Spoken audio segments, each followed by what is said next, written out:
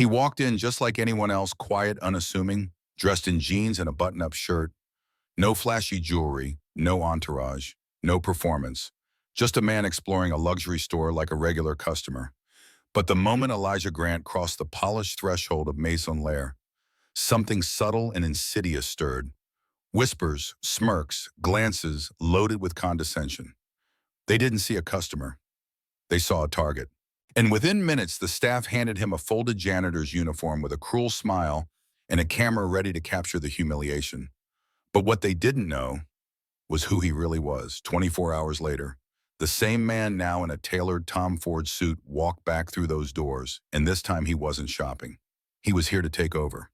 This is the true story of Elijah Grant, a black CEO who turned an act of public humiliation into a revolution in luxury retail.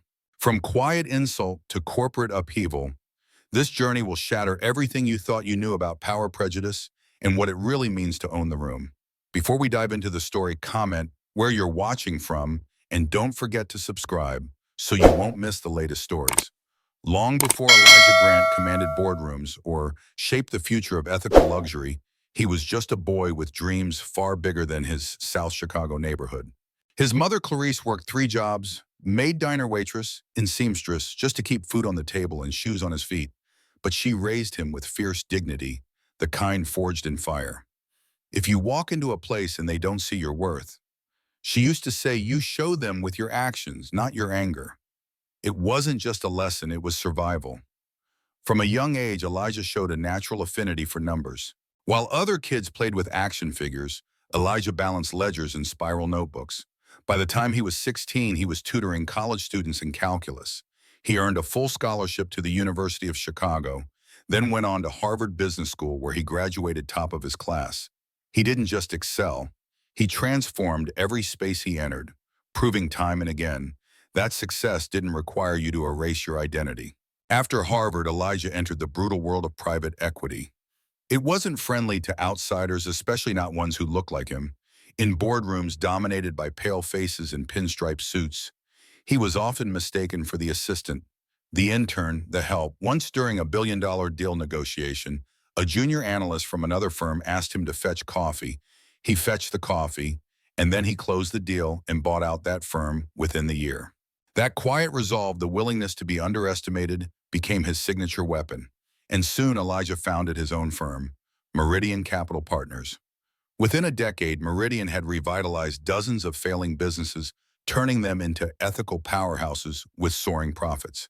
Elijah didn't believe in saving companies just for the numbers. He wanted transformation inside and out. But retail, especially luxury retail, remained a blind spot in his portfolio. Not because it didn't interest him, but because of what it represented: a system rooted in exclusion and appearances and silent disdain, the kind of system that had once made his mother weep in a fitting room after a clerk refused to let her try on a dress outside her price range. That memory stayed with Elijah like a scar. So when news reached him that Maison Lair, a renowned but underperforming luxury department store, was quietly seeking investors, something clicked. He didn't just want to buy it, he wanted to test it, to see if the industry had evolved, to see if anything had truly changed. And so Elijah decided to conduct a little experiment of his own. No advance team, no corporate announcement, no private shopper appointment. He walked into Maison Lair alone, dressed simply, blending in with the average man on the street, not to deceive but to observe, to see how he'd be treated when his wealth wasn't visible.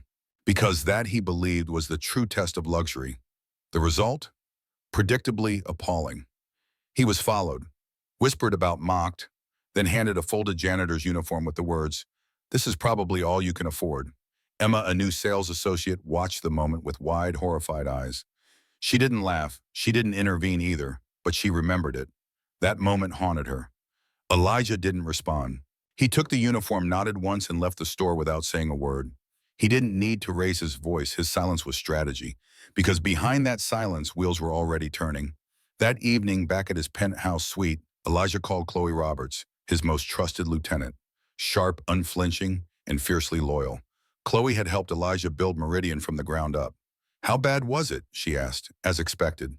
Elijah replied, "Do we walk away?" "No, we buy it." Chloe's silence on the other end spoke volumes. "Elijah, She finally said, "You're not doing this for revenge, are you?" "No," he said. "I'm doing it for my mother." That night, Elijah didn't sleep. He sat in the quiet glow of the city skyline, replaying every moment inside Mazen Lair. The cruel laughter, the uniform, the smirks. He wasn't angry, he was resolved. The next morning he would return, not as a customer, but as a force of reckoning.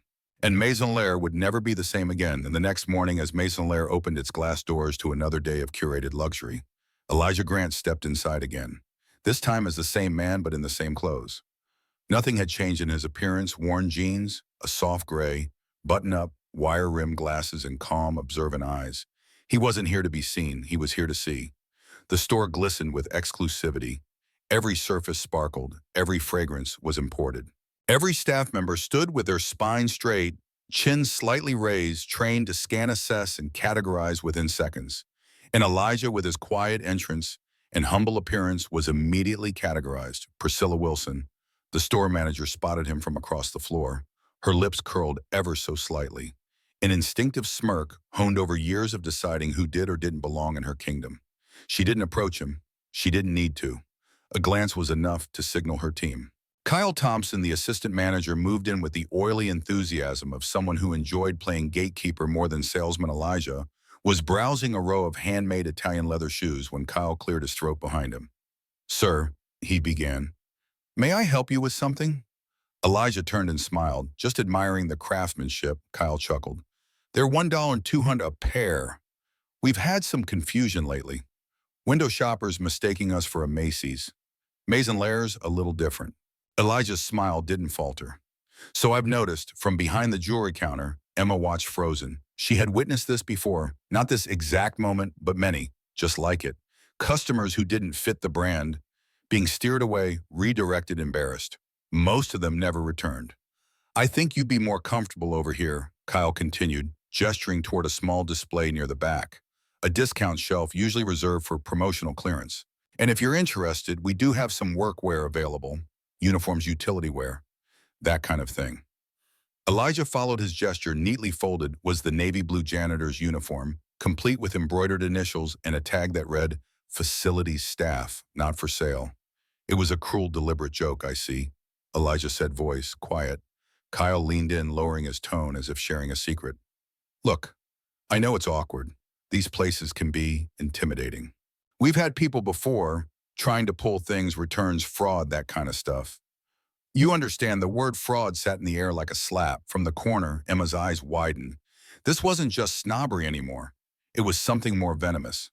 Elijah reached out, lifted the janitor's uniform with careful hands, folded it over his arm, and gave Kyle a single nod. "Thank you," he said, and walked calmly toward the exit.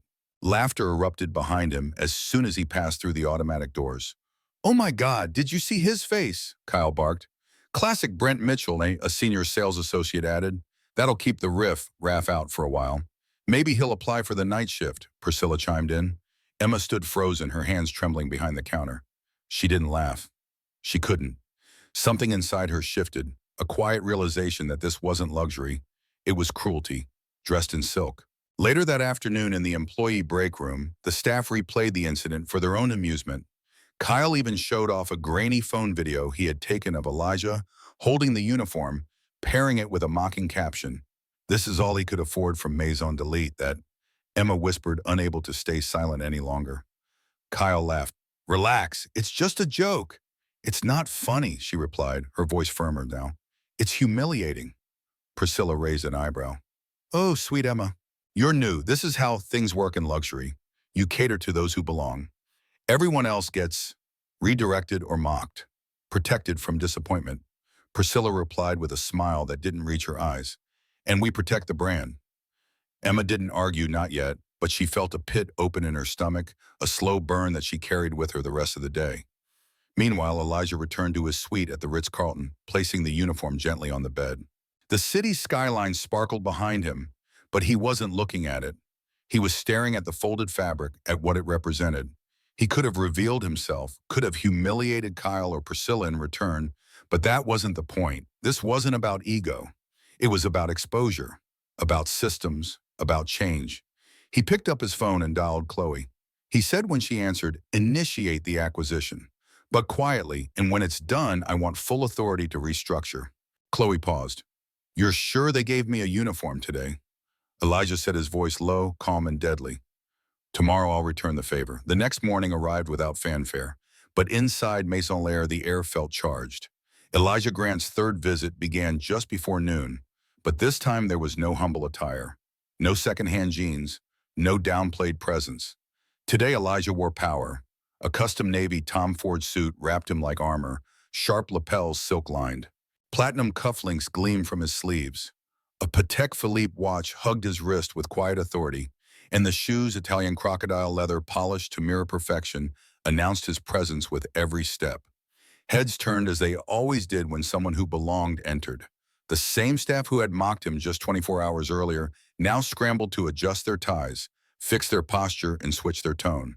This was no janitor. This was a whale. Kyle approached first, his practiced smile stretched a bit too wide. Welcome to Maison Lair, sir.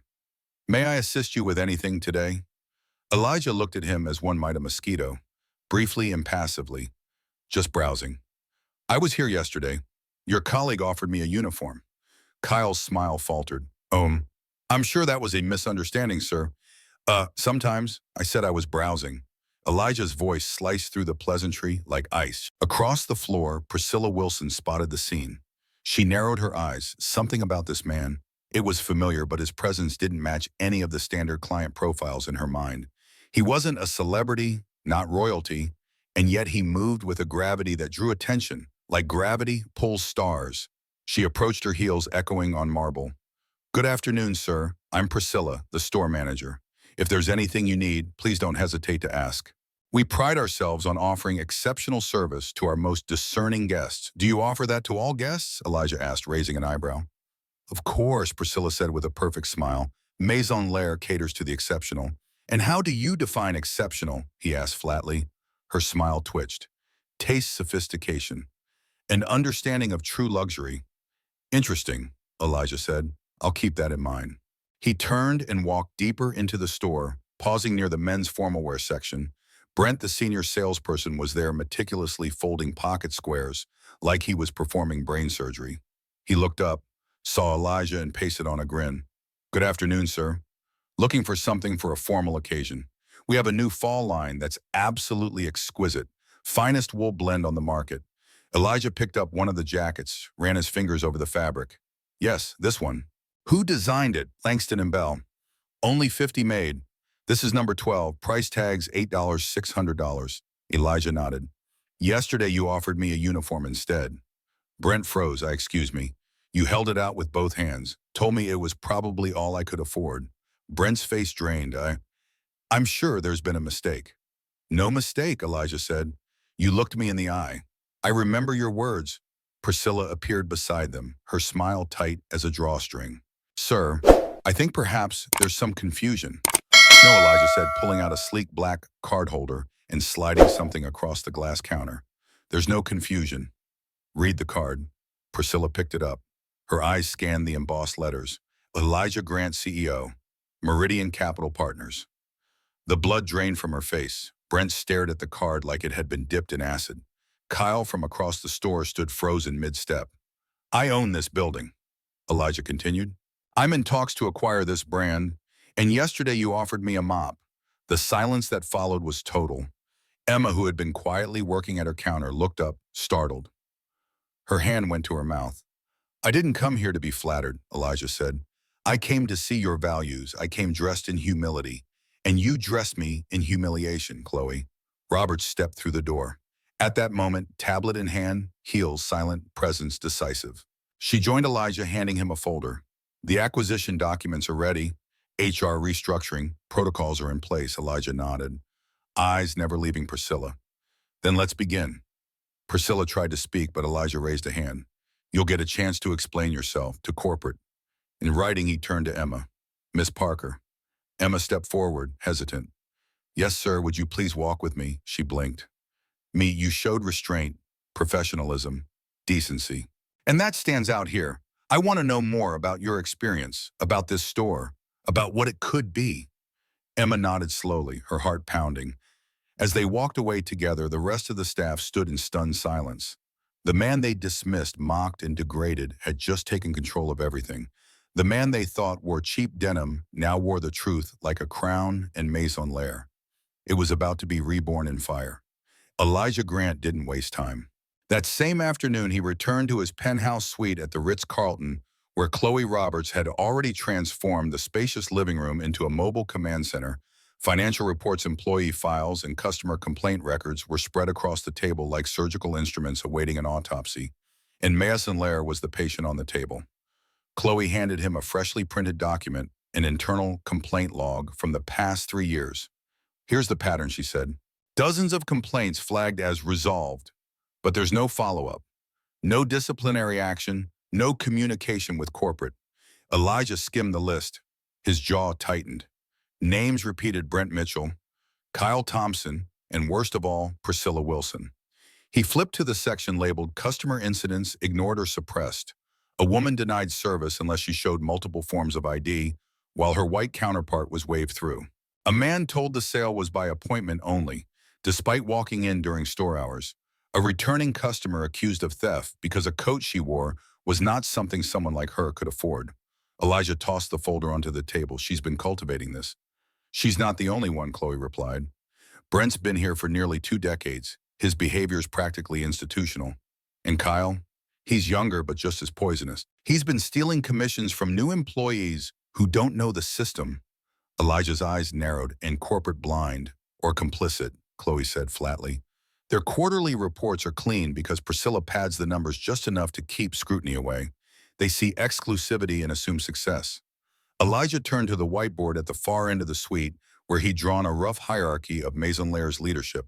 At the top was the store's parent company, an umbrella conglomerate too bloated to notice the rot beneath. Below that, Priscilla, then Kyle and Brent, followed by a sea of temporary workers and sales staff operating under constant pressure. He picked up a marker and circled Priscilla's name. She's not just part of the problem. She is the culture. That evening, he called Justin Adams, head of security and corporate investigations. I want surveillance. 6 months of footage. Every register, every sales floor camera. You're expecting something specific, Justin asked. I'm expecting to confirm what I already know. By midnight, Elijah had watched 3 hours of footage and seen enough: Priscilla directing staff to shadow minority customers, Brent rolling his eyes behind the backs of Spanish-speaking guests, Kyle using his phone to take covert photos of customers who didn't look the part, and always the laughter afterward. In the break room on smoke breaks, in whispers on the floor, the following morning Elijah arrived at Maison Lair unannounced. No press, no grand entourage. Just himself, Chloe, and a leather briefcase filled with evidence. He asked to speak with Priscilla privately. She led them to her glass-walled office, chin lifted, smile strained. I assume you're here to finalize the acquisition, she asked, tone clipped. In part, Elijah said calmly. But before we talk future, we need to confront the past. He opened the briefcase and began laying documents on the desk. A printed complaint log, screenshots of Kyle's mocking social media posts, surveillance stills of Brent, shadowing black customers without cause. Priscilla's face froze. What is this? This, Elijah said, is the rot you've allowed to fester under your leadership. Racial profiling, customer harassment, internal theft, culture of fear, and an audit trail you never expected anyone to follow. I've managed this store for 8 years, she said tightly. Our clients are leaving. Chloe cut, and your customer retention rate has dropped 19% over the last 2 years. Online reviews are tanking, and word of mouth. Let's just say your reputation precedes you for all the wrong reasons. I've built this brand into what it is, Priscilla began. No, Elijah interrupted. You've built a facade, a showroom of exclusion, a team that weaponizes judgment, and behind it all, silence. No accountability, no empathy, no vision. Priscilla leaned forward, her voice lowering. You think you're going to waltz in here with your inclusive agenda and change luxury? These clients, our real clients, don't want to be coddled. They want to feel exclusive. Elijah leaned in too. His voice didn't rise, but the steel in it was unmistakable. Exclusivity doesn't require cruelty. Prestige doesn't require prejudice. And luxury doesn't mean everyone else gets treated like dirt. Outside the glass office, staff pretended not to listen, but the air had shifted. The quiet hum of tension spread across the floor like a fog rolling in. Elijah closed the briefcase. There will be a full review. Corporate knows, HR knows, and soon your customers will know too. He stood. We'll be speaking to every staff member individually, starting now. Chloe followed him out, but not before glancing at Priscilla. You may want to start packing. Back in the showroom, Emma was organizing a display when Elijah approached her. Ms. Parker, he said, his voice softer now. I'd like a word. Emma looked up, nerves dancing behind her eyes. Yes, Mr. Grant, I need to understand this store from someone who hasn't learned to lie. Emma Parker had never imagined she'd find herself in this position, standing across from the CEO of Meridian Capital Partners, being asked to speak truth to power. But Elijah Grant wasn't like any CEO she'd ever read about. He wasn't just investigating a broken system. He was inviting her to help fix it. She swallowed, straightened her posture, and nodded. Yes. Of course, Mr. Grant, I'm happy to talk. Let's walk. Elijah said, his tone gentle but direct. They exited the main floor into the quieter hallway that led to the store's back office. Chloe trailed behind them with a digital tablet prepared to take notes, but she gave Emma the space to speak freely. I've only been here 3 weeks. Emma began, her voice low. But it didn't take long to see how things worked. There's a culture here, she paused, searching for the right word of performance. Everyone acts like they care about luxury, about quality, but what they really care about is appearances. Elijah gave a small nod. Tell me about your first day. Emma hesitated, then decided to tell it all. I was excited, nervous. This job felt like a step up, finally a position that aligned with my degree. But by the end of my first shift, I felt like I'd stepped into a club with unspoken rules. Kyle made a joke about keeping the riffraff out. Brent told me to watch the door, not the floor. And Priscilla, she trailed off. Elijah's eyes didn't blink. What did she say? She told me Maison Lair wasn't about customer service. It was about customer selection, that we don't just sell to anyone who walks in.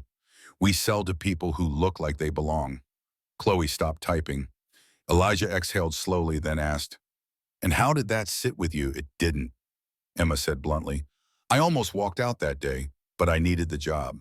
She looked down at her shoes, then back up, more defiant now. But then you walked in, dressed down, looking normal. And I saw how they treated you, the way Brent handed you that uniform.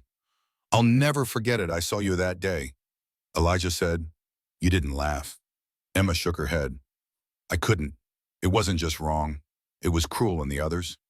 They laughed, she confirmed. Kyle posted the video. Priscilla thought it was brilliant marketing, said it kept the brand tight. Elijah clenched his jaw. And what about since then? Has anything changed? Emma gave a half shrug. The staff's been nervous ever since you came back. But no, the culture hasn't changed. They're just quieter about it now. They reached a bench near the staff lockers. Elijah motioned for her to sit. Emma, he said, voice low and steady. I'm not just buying this store. I'm tearing it down to the studs and rebuilding it. I need people who can help build something better, something real. She looked at him, unsure if she was hearing him correctly. You want me to stay? I want you to lead, Elijah said, eventually. Not tomorrow, but soon. I've seen how you carry yourself. I've seen you make the right choice when no one else did. You didn't need a title to act with integrity.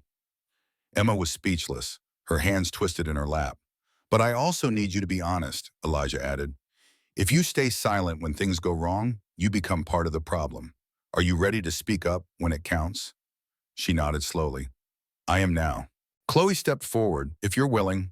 Emma, we'd like you to help us interview the rest of the staff. They'll be more open with a familiar face.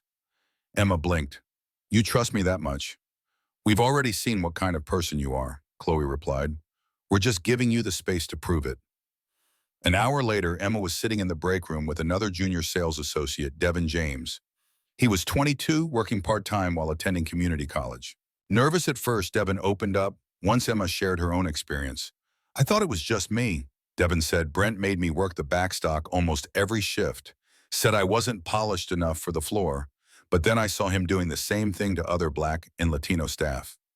Did you ever file a complaint? Emma asked. I did twice, but Priscilla said I needed to toughen up and stop looking for trouble. Emma glanced at Chloe, who was watching silently from the corner. The pattern was becoming unmistakable. Another interview. Then another over stories emerged, not just racial bias, but wage theft, stolen commissions, retaliation for speaking out. A staff member had been fired for wearing natural hair. Another had been transferred to part-time after refusing to lie to a customer. By the end of the day, Elijah and Chloe had compiled over 24 testimonies, but it wasn't just the employees. When Elijah reached out to customers, a flood of emails poured in. A black couple who were trailed throughout the store. An Asian-American stylist whose client was told Maison didn't allow plus-size fittings. A disabled woman asked to leave because her service dog didn't fit the aesthetic. The rot wasn't subtle, it was systematic. Emma sat quietly with Elijah at the end of the day, both of them emotionally drained. She looked at him and asked the question that had been weighing on her since morning. Do you think it can really change? Elijah met her gaze. It has to. And in that simple answer was a truth that neither of them could ignore. The next morning, Elijah Grant returned to Maison Lair, not just as a CEO, but as an investigator building a case. What began with quiet observations and whispered confessions was now transforming into a full-scale internal audit. Every receipt, policy document, transaction log, and personnel file became a piece of evidence, each revealing a story more damaging than the last. Chloe set up a temporary command center in the adjacent office tower overlooking the store. From here, her team of analysts and legal aides worked in shifts dissecting years of operational data. Emma joined them, her knowledge of store practices proving invaluable. It was no longer just about what was seen but what had been hidden. This discrepancy in the refund logs, Chloe noted pointing at her screen, matches the phantom returns Elijah mentioned. Priscilla was pocketing the difference. And here Emma added, highlighting another pattern. Kyle logged 6 major sales in 1 week, all credited to his employee ID. But I remember 2 of those transactions. They were mine, I processed them. Chloe looked up. Do you have access to your sales slips? Emma nodded. I saved copies in my email. I wanted to track my commissions because, well, I had a feeling that feeling was becoming undeniable. Kyle had been skimming commissions from multiple junior associates for months, rerouting bonuses to himself while covering it up under training adjustments. Meanwhile, Brent's case was more insidious. Several ex-employees had reached out once. Word of Elijah's audit began circulating in industry circles.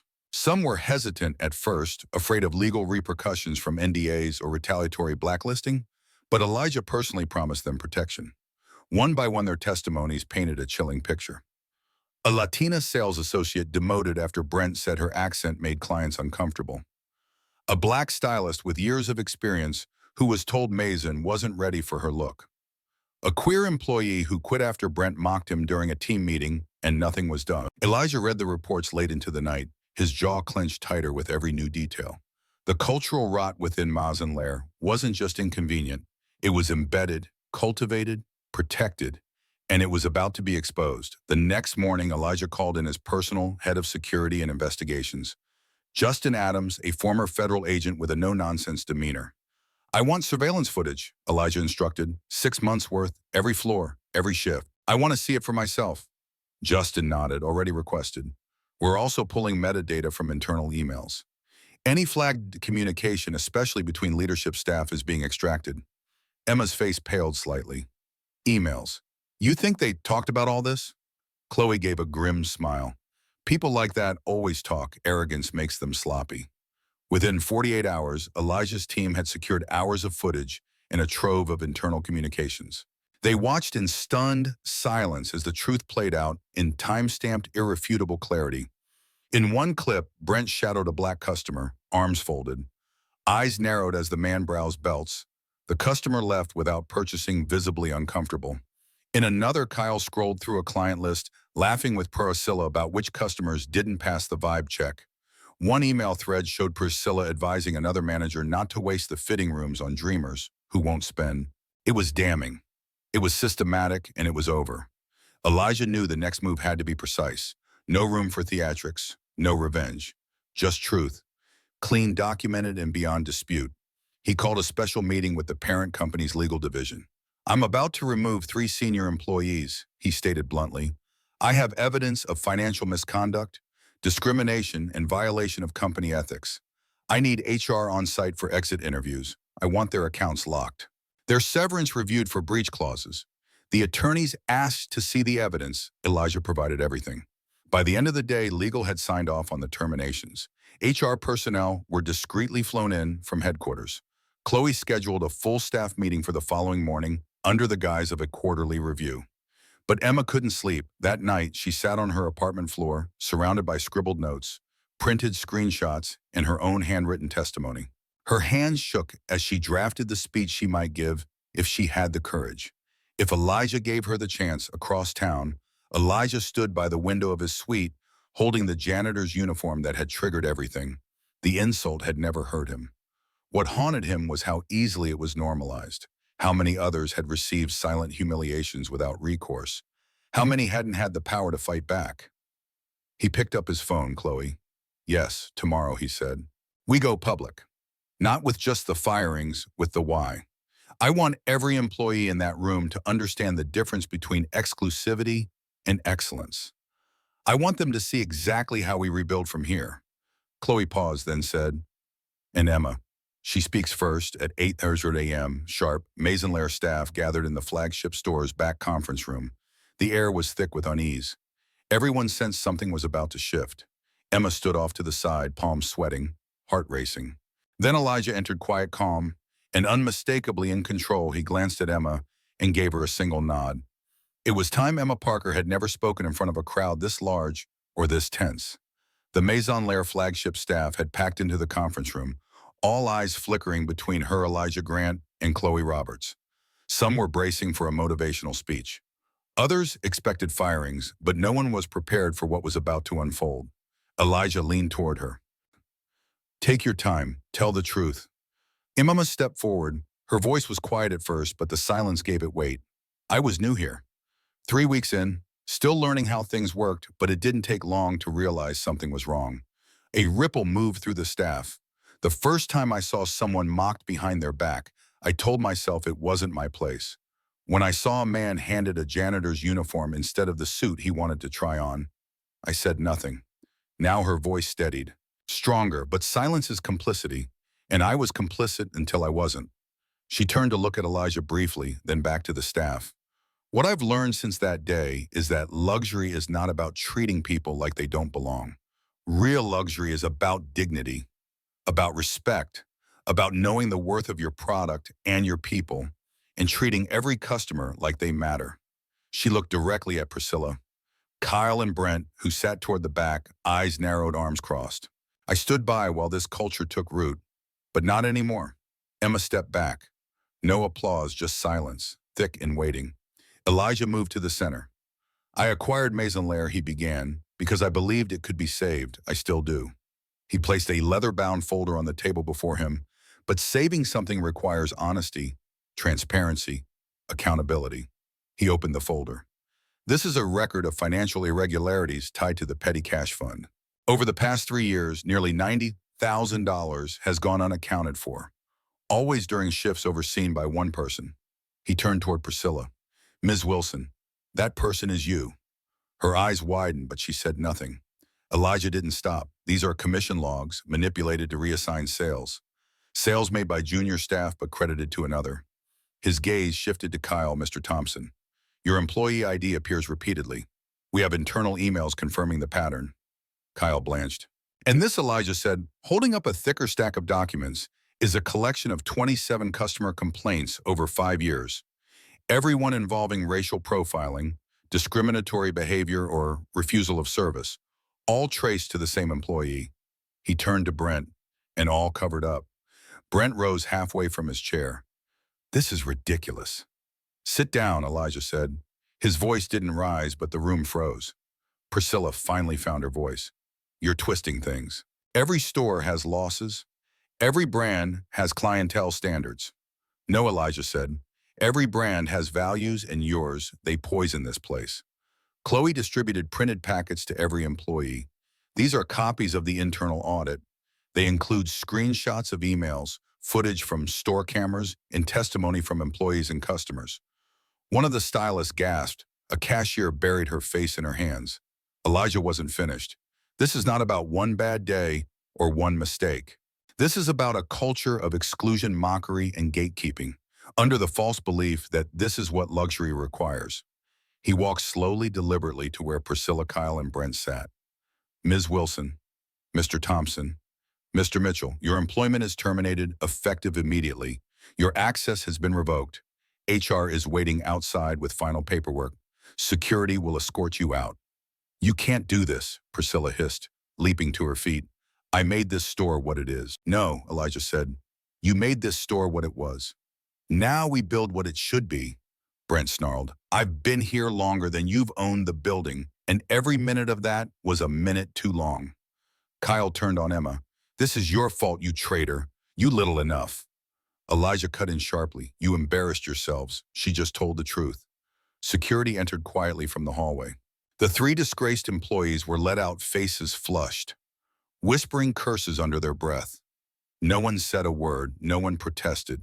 And when the door shut behind them, it was as though the air itself changed, lighter, freer. Elijah addressed the remaining staff. To those of you still here, you have a choice. You've seen what we're leaving behind. You've read what's in those folders, and you've heard from someone who stood up when it mattered most. He gestured to Emma.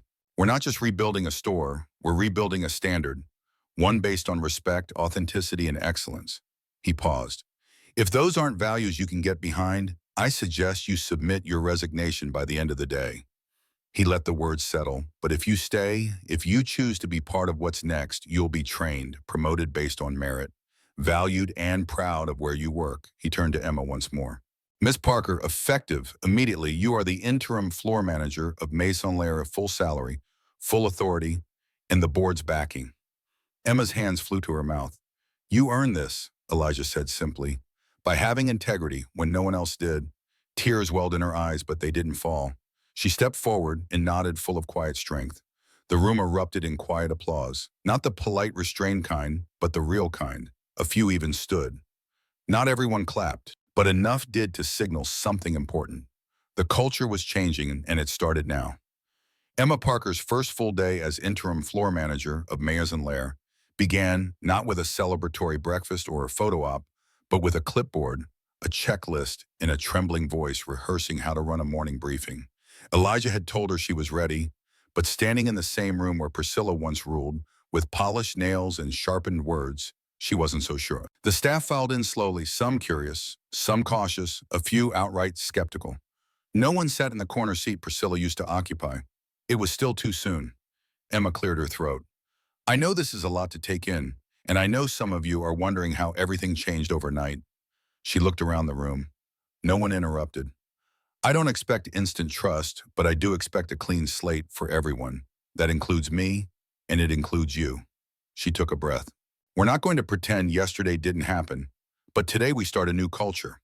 One where respect is non-negotiable, where excellence means how we treat people, not just how we fold a jacket. There was a pause, then a hand raised. It was Marcus, a seasoned stylist who had once sided with Brent. Are we keeping the commission structure? Emma hesitated, then nodded.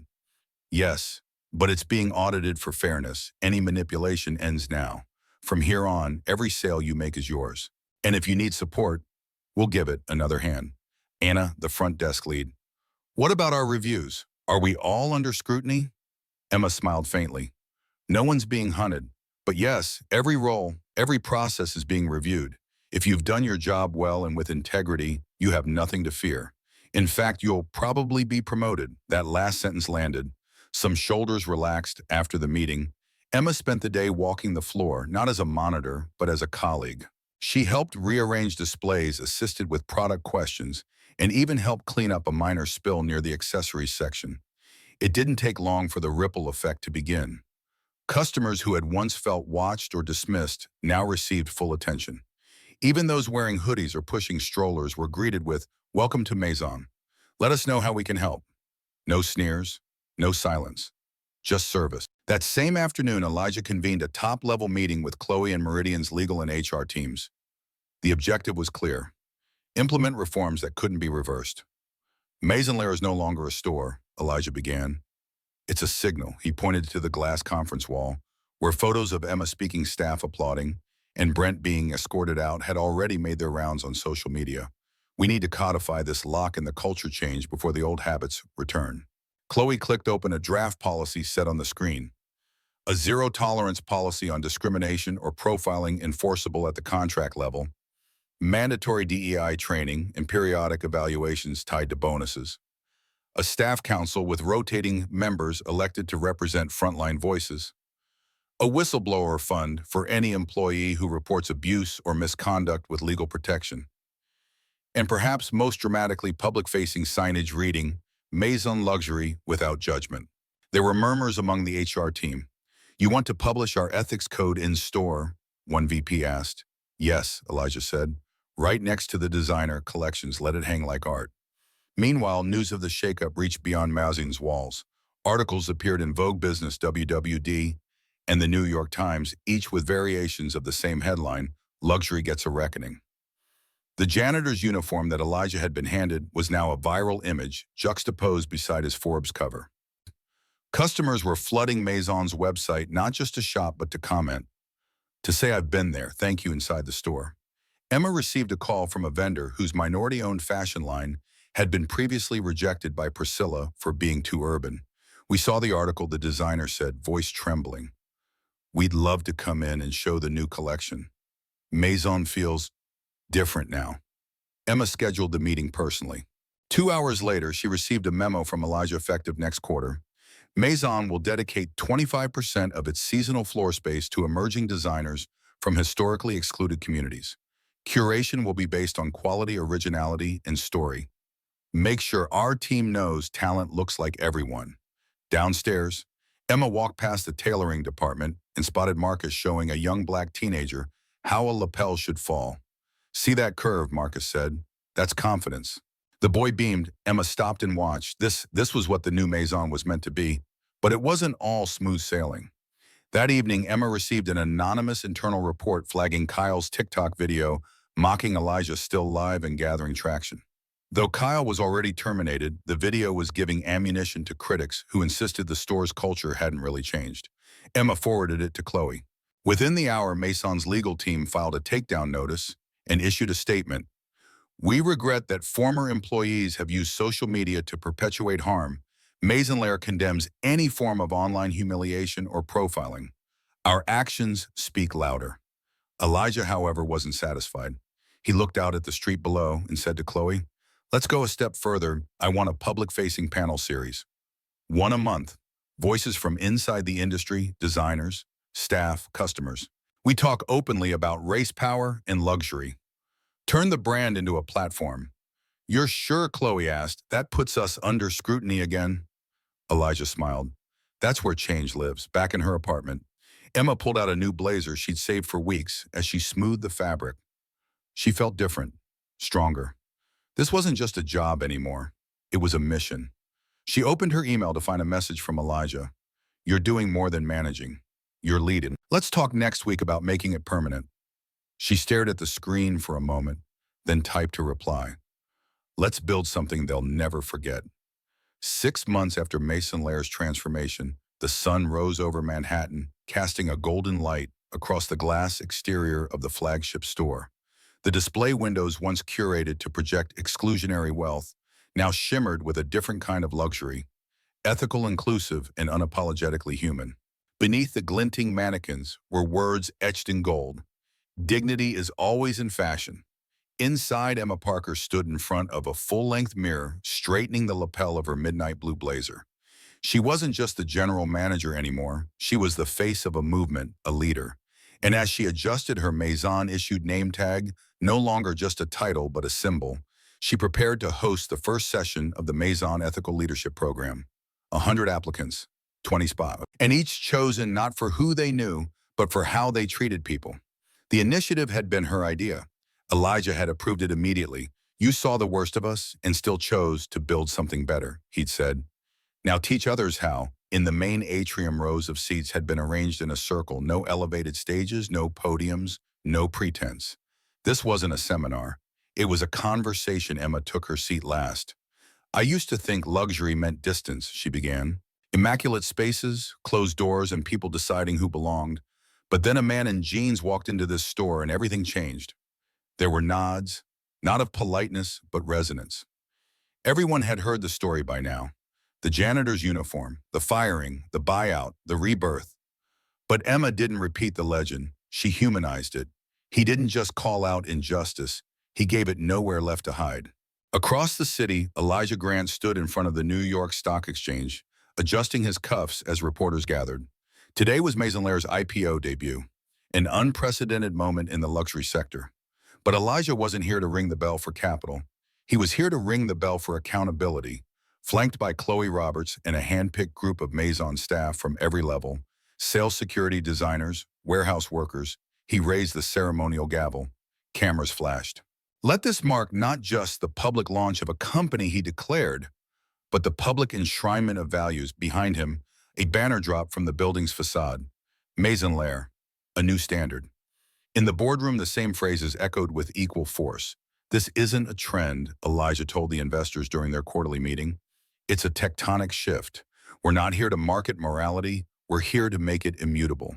There were skeptics, of course. There always are. But the quarterly reports silenced many of them. Sales were up 39%. Repeat customer rates had doubled. Vendor diversity had increased fivefold. The Maison Academy was oversubscribed for the next 3 years.